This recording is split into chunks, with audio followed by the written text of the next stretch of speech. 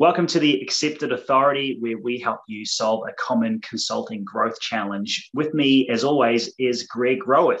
G'day, Greg. G'day, Andy. Good to see you. You too, coming from sunny New Zealand, so that's awesome. Andy Marmont is my name, and today we're going to talk about skill development when it comes to winning new business. We were thinking over the holidays, Greg and I, well, what's one particular skill area that consulting firm leaders need to develop in order to win more business, attract more business, and ultimately drive more leads. And would like to share one particular skill each that we feel has had massive benefit to us, but also we feel like it's going to give you some great value as we sort of move forward as people come back into the year. So, Greg, why don't we just start with what you're thinking about? So what's a skill when it comes to winning new business that's going to be really valuable for consulting leaders who are listening? Yeah, great, Andy. Thanks for the opportunity. And one of the things that pretty much, where most of my clients start out and the skill we work on fairly early in what we do with them is helping them articulate their value proposition in a much more clear and concise way. And the challenge that I find a lot of consultants have is they know what they do. They're a particular type of consultant. They offer particular types of services. But when you ask them what the value of that is, or one of my favorite questions is, what is the problem that you have the solution for? They really can't articulate that very well, and they aren't clear about the problems they solve or the solutions they provide, or more particularly the outcome that they deliver. So helping them gain clarity around that, being able to express that and articulate that in a concise manner is a really important part of helping them be clear about what they offer and have their clients say, yeah, I get it. We need that. Yeah. And I think it comes down to reinforcing that message, isn't it, Greg? So, for example, a lot of consulting firms, you might offer a number of different services, or you might be tempted to offer a number of different services. However, we know that if you can dial in on the one sort of solution that you're offering, which solves a particular problem, then if you say that often enough in your messaging and obviously in sales conversations, if you're dialing in on that particular solution, we find that really helps getting that clarity of message. Would you say that that's the case? Yeah. And what I find pretty typically with all of my clients is we have to work on decorporatizing their language, if I can use that. As consultants working at a higher level and often coming out of a corporate background, we get used to talking at a certain level and using certain jargon that's part of what we do every day. But typically our clients don't understand that jargon. And if we continue to talk at that level, often what we're saying goes over their heads. And there's a level of disconnect that they think, well, consultants don't actually get us. They don't understand our problems.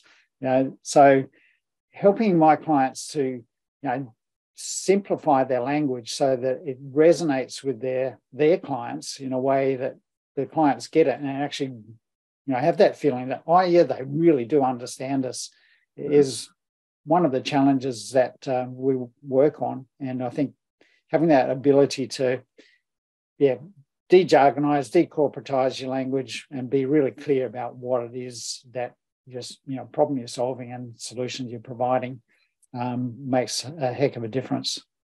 Fantastic. That's a really valid point. And I know that if you're listening and you're thinking about the 2023 and how to sort of get the message out there, a lot of people say, oh, we want to get our message out there. We'll just try to think of one, I guess, is the takeaway there. Think of a key message that you want to articulate and try different themes of that. So you might have a key message on your website that's a sentence. You might have a slightly longer one on, say, your LinkedIn profile, and then you expand on it. And then in conversation, how do you then get that into that conversation? So I think that's great advice, Greg. I think in terms of a skill that I'd love for consulting firms to develop in 2023 is really around how to articulate one message at a time. And this comes across, I think, quite frequently, when I'm actually coaching my clients and talking them through when we're developing our value proposition, as you said, Greg, but also when it comes to then communicating and talking about the problems that are useful for their clients. And I find that there's a bit of a disconnect around, we want to say a lot of things, and it's something that I also am working on, and it's one of my skill areas this year. So how do we say something very simply? And there's a great framework that I when I was doing some research that I want to share today as well about how you do that. And it's really clear. It's called PrEP. So when you think of an idea, and we're talking about, say, maybe it's a LinkedIn video, maybe you're on a podcast, maybe you're in a presentation. So PrEP is the acronym, and it really stands for, the first P is for point. What's your key point? What's the key message that you want to communicate? R is reason. So why? What's the context behind that? Why is that important? E is for example. So for example, this is what happened. And then the final P is wrapping up the point. So let's go back to that. So for example, you might say something like, in 2023, it's vital that you have a clear message for all your marketing communications. The reason is because if you try and say too many things, your message gets lost. For example, I was working with an innovation firm, and they had a number of different value proposition messages that they want to communicate. But what we did was, once we narrowed down the top ideal problem they were looking to solve, and we started to communicate that particular message, we found that they attracted so many more quality opportunities because they recognized they were talking directly to their target audience. So make sure you have a key message, and you'll attract more and more ideal clients. That's an example of PrEP.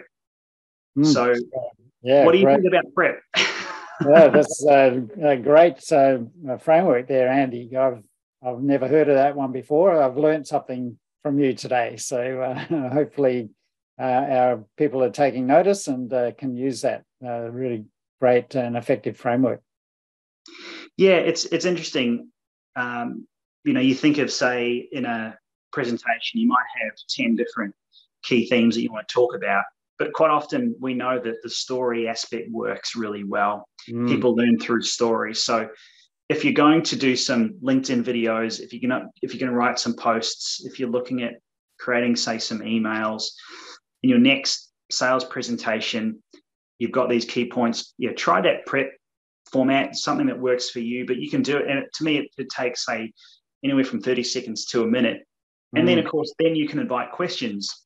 And I think once you find that you do that often and often, particularly on platforms like LinkedIn or YouTube, then people will start to resonate because they realize that you are a concise speaker. You communicate clearly.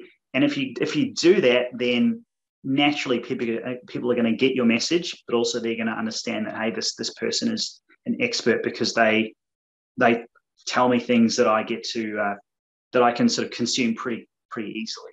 So yeah, well, I think that's a great way to keep things simple.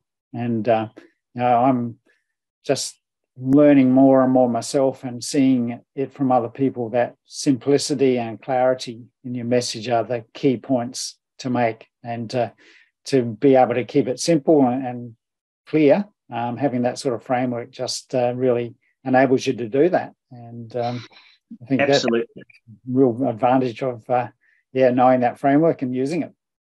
The other way to consider this is, say, for example, you might want to write a book. Now, we're both authors here on this podcast, and it's like, if you've got, say, 10 chapters, you want to fill 10 chapters. Well, how do you go about doing that? So you pick 10 different key points. You think about some stories to illustrate the key points, the context behind that, and you do that as a framework. Then what you'll find is you'll get so much great content, and you also get the idea of, well, if I can do this for every session or every opportunity when I'm going to speak, then you're going to really help drive that engagement. So any other particular skills that you think from a growth perspective consulting firm owners should consider, Greg?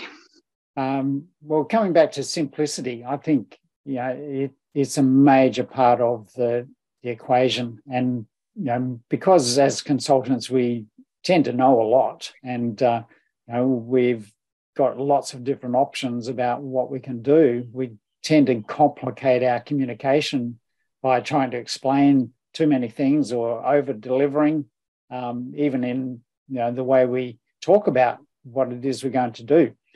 So just keeping it simple, keep it to one point, as you've alluded to.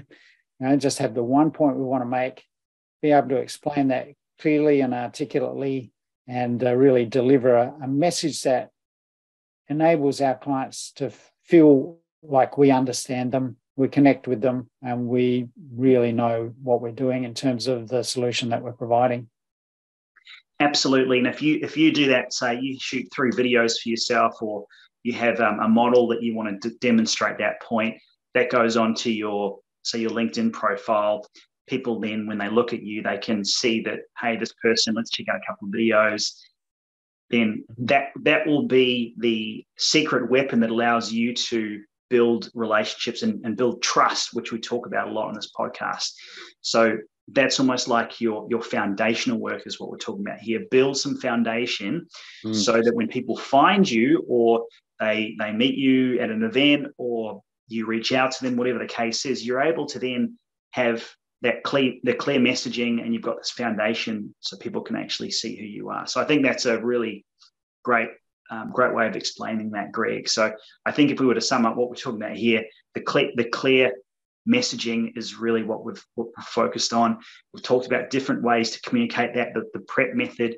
And lastly, Greg, you talked about how the language that we want to use. Let's not get too jargony, because no one knows what a SAC is. That's right. Or a SOP. Like let's just be really clear. A simple word will do. Why use a complex piece of acronyms? So Any final thoughts on this topic? No, I think we've wrapped it up pretty well there. Simplicity and clarity. Let's keep it at that. Let's eat our own dog food and finish on that note. So thanks again, Greg. This was the Accepted Authority podcast. As always, where can we find you online? Definitely find me on LinkedIn and on Facebook. Just do a search for Greg Roworth, and I'll come up pretty quickly. And also on my website at businessflightpath.com. Awesome. You can find me at Andy Marmont on LinkedIn, or concurve.com.au. This has been the Accepted Authority. Thanks for listening, and we'll see you again next week.